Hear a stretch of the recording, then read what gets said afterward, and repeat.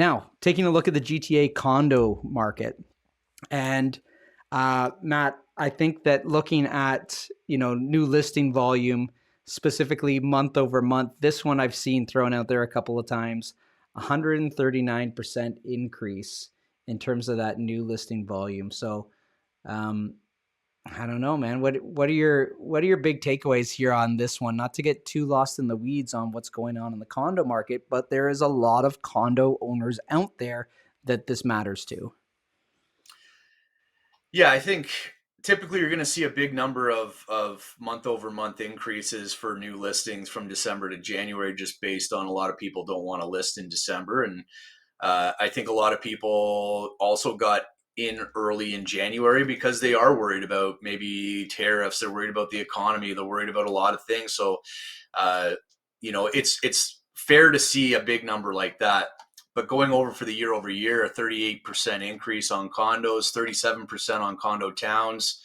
Those are some decent size increases. And they're decent size increases because the year prior to that, we saw the same thing. Like the condo market's been in this same scenario for over a year now. So seeing compounding on top of that another 38%, is alarming. You're down 2% year over year. You're flat from December to January, which is a good sign. Whereas condo towns, you did see a bump up, 2.1%. Yeah, in medium price, not bad. Yeah. But the big thing that sticks out for me with condos as well is year over year, you're down 16% in transactions Yeah, for condos. yeah, for the condo apartments. Yeah, I think that's important to note. We did see a slight decline. Well, maybe not slight, but in comparison, a slight decline of 9% when looking at the condo townhouses as opposed to the actual apartment units. But yeah, I think the story of the condo, in this post high interest rate environment, is there.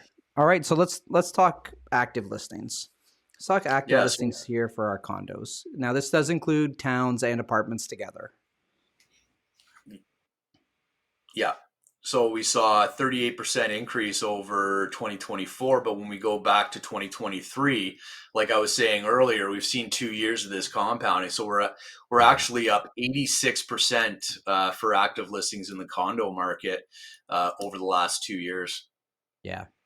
Yeah. And again, that just continued all the way through the year. And it's a substantial amount more than what we've seen in previous years. Like the gap in terms of active listings to what we're used to, it's really been up there. It's interesting to see it, of course, trail off. I'm sure that is, some frustration from sellers in the market pulling some stuff down.